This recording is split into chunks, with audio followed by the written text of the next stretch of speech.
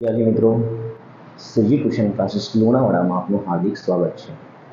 આજે ધોરણ 8ના વિદ્યાર્થીઓ માટે પ્રથમ સત્રાંત પરીક્ષા 2024ની જે સ્વાધ્યાય પત્રનું સોલ્યુશન લઈને આજે હું આવ્યો છું. તો વિદ્યાર્થી મિત્રો, તમારા જે બાકીના મિત્રો છે એમના સુધી પણ અમારો વિડીયો પહોંચાડજો, જેથી કરીને એમને પણ પ્રથમ પરીક્ષામાં આ જે વિડીયો છે ખૂબ જ ઉપયોગી થાય. તો ચાલો વિદ્યાર્થી મિત્રો, જોઈએ સ્વાધ્યાય પત્રનું સોલ્યુશન. તો વિદ્યાર્થી મિત્રો, પ્રશ્નપત્રની અંદર જે પ્રશ્ન નંબર 2 જે છે એની અંદર આપણને સૂચના પ્રમાણે કરો નો દાખલો પૂછવાનો છે. એમાં ટાઈપ 1 જેની અંદર પૂછવાનું છે વિભાજનના ગુણધર્મનો ઉપયોગ કરી શોધો. આ ટાઈપનો દાખલો પૂછવાનો છે.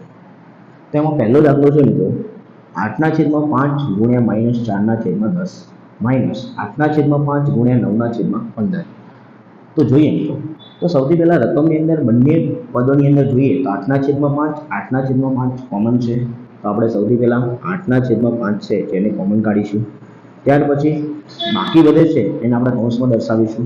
તો બાકી વધે છે અહીંયા -4/10, વચ્ચે નિશાની માઇનસ તો માઇનસ લખીશું. અહીંયા વધે છે 9/15. ત્યાર પછી મિત્રો આગળનું સ્ટેપ લખીએ તો આવશે 8/5 એમના એમ આવશે. અહીં બંનેનો છેદ જુદો જુદો છે, તો છેદ સરખો કરવા માટે આપણે લસા લઈશું. તો મિત્રો 10 અને 15નો લસા શું થશે? 10 અને 15નો લસા કરીએ તો 10 તારી 30 અને 15 દુ 30, એટલે કે 10 અને 15નો લસા થશે 30. તો સૌથી પહેલાં તો આપણે જે પદ છે એનું નામ લખીએ -4/10. હવે મિત્રો છેદમાં 10 છે, આપણે છેદ સરખો કરવા માટે લસા લીધો છે. તો 10ને કેટલા વડે ગુણીએ તો 30 થશે. તો 10 તારી 30. હવે છેદમાં 3 વડે ગુણીશું તો અંશમાં પણ 3 વડે ગુણવાનું છે. માઇનસ 9/15 એમના એમ. હવે મિત્રો 15ને કેટલા વડે ગુણીએ તો 30 થાય. તો 15ને 2 વડે ગુણીશું 30 થશે. તો 2 વડે છેદમાં ગુણીએ તો 2 વડે અંશમાં પણ ગુણવું પડે. હવે આગળનું સ્ટેપ લખીએ તો 8/5 એમના એમ. તો -4 તરી 4 ગુણ્યા 3 એટલે 4 તરી 12, પણ પ્લસ માઇનસ 10 તરી 30, વચ્ચે નિશાની માઇનસ તો માઇનસ લખીશું. 9 દૂને 18, અહીંયા આવશે 18, 15 દૂને 30. હવે વિદ્યાર્થી મિત્રો, બંને પદોનો છેદ સરખો થઈ ગયો છે, એટલે આપણે 8/5 એમના એમ લખીશું. બંને પદોનો છેદ સરખો થઈ ગયો છે એટલે આપણે છેદને એકવાર લખીશું 30. અહીંયા છે -12 તો લખવાના છે -12, અહીંયા -18 છે તો 18 લખીશું. આગળનો સ્ટેપ લખીએ તો 8/5 એમના એમ. -12 -18, બંને પદોની નિશાની સરખી છે એટલે મિત્રો સરવાળો થાય. તો 18માં 12 ઉમેરીએ તો કેટલા થશે? 30. પણ મિત્રો નિશાની આવશે માઇનસની. 30 એકા 30, 30 ઉડી ગયા તો બચ્યું 8 એકા 8, પણ પ્લસ માઇનસ ને 5 એકા 5, તો અહીંયા આવશે 5. તો વિદ્યાર્થી મિત્રો, આપણા પહેલો દાખલાનો આન્સર આવ્યો -8/5. હવે બીજો દાખલો જોઈએ. તો બીજા દાખલાની અંદર રકમ આપી છે આપણને 7/5 ગુણ્યા -3/12 પ્લસ 7/5 પ્લસ 5/12. તો બંનેની અંદર કોમન નીકળે છે મિત્રો 7/5 સરખું પદ છે એટલે આપણે એને કોમન કાઢીશું. તો અહીંયા લખીએ 7/5. હવે મિત્રો બાકી વધ્યું જે કૌંસમાં આવવાનું છે આપણે લખી દઈએ કૌંસમાં -3/12 પ્લસ 5/12. હવે વિદ્યાર્થી મિત્રો આપણે જોઈએ તો 7/5 એમના એમ આવશે. અહીં બંને પદોનો છેદ સરખો છે એટલે આપણે છેદ સરખો કરવાની જરૂર પડશે નહીં. તો બંનેનો છેદ સરખો છે એટલે એકવાર છેદમાં લખીશું 12. અહીં અંશમાં -3 છે તો લખીએ -3 પ્લસ 5 કૌંસ પૂરો. આગળ લખીએ 7/5 એમના એમ ગુણ્યા એક સંખ્યા ઋણ છે, બીજી સંખ્યા ધન છે. તો 5માંથી 3 જાય તો કેટલા વધે? 2. મોટી સંખ્યા આગળ ધન છે નિશાની એટલે આપણો જવાબ આવશે +2. છેદમાં 12 એમના એમ. 2 એકા 2, 2 6 12. તો અહીં વધે છે 7 ગુણ્યા 1 અને છેદમાં વધે છે 5 ગુણ્યા 6.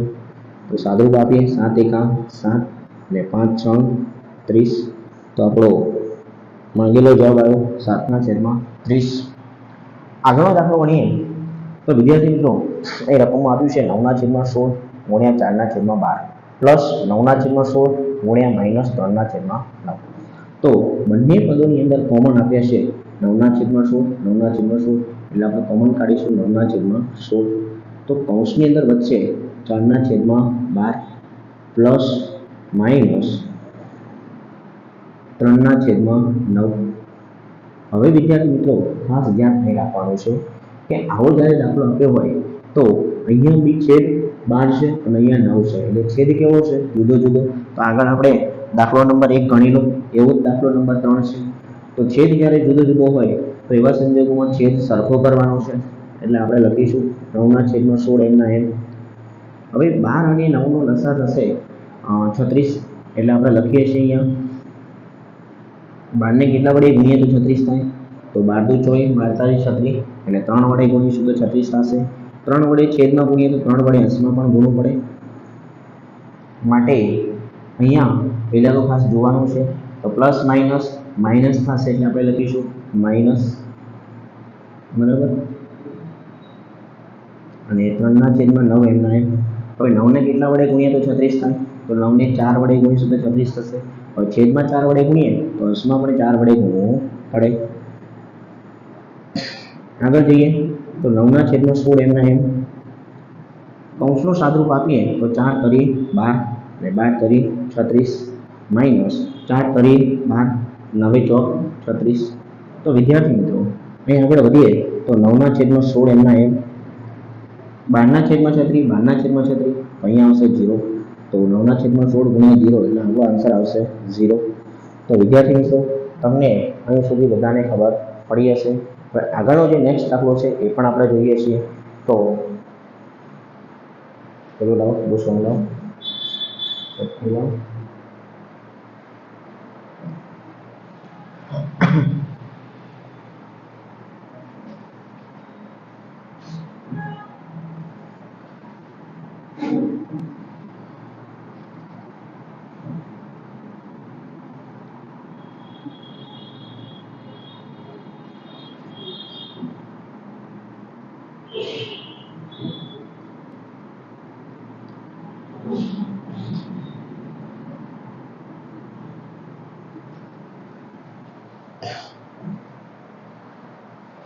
તો વિદ્યાર્થી મિત્રો ચોથા નંબરનો દાખલો જોઈએ તો જેની અંદર રકમ આપી છે -3/4 ગુણ્યા 5/11 પ્લસ 7/11 પ્લસ -3/4. તો સૌથી પહેલાં તો આપણે રકમને અહીંયા જોઈએ તો સાદુરૂપ આપીએ તો અહીંયા બંનેની અંદર કશું કોમન નીકળે એવું છે? તો હા, નીકળે એવું છે. શું નીકળે એવું છે? -3/4. તો જે નીકળે એવું છે એ કાઢી લેવાનું છે. તો કૌંસની અંદર મિત્રો વધશે 8/11 પ્લસ 7/11. તો આગળ વધીએ -3/4 એમના એમ. બંને પદોનો છેદ સરખો છે એટલે આપણે એકવાર લખીશું 11. તો અહીં છે 5 પ્લસ અહીંયા છે 7. તો -3/4 એમના એમ. 7માં 5 ઉમેરીએ તો થશે 12, છેદમાં આવશે 11. છેદ ઉડાડીએ તો 4 તરી 12 થશે. છેદમાંથી 4, અંશમાંથી 4 ઉડી જશે. તો અંશની અંદર વધે છે -3 ગુણ્યા 3 અને અહીંયા છેદમાં વધે છે 1 ગુણ્યા 11. તો વિદ્યાર્થી મિત્રો 3 તરી 9 થશે, પણ પ્લસ માઇનસ માઇનસ થશે અને 11 એકા 11.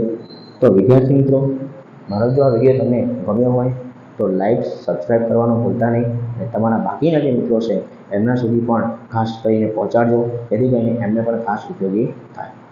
તો મળીશું વિદ્યાર્થી મિત્રો બીજા વિડીયોમાં. જય સ્વામિનારાયણ.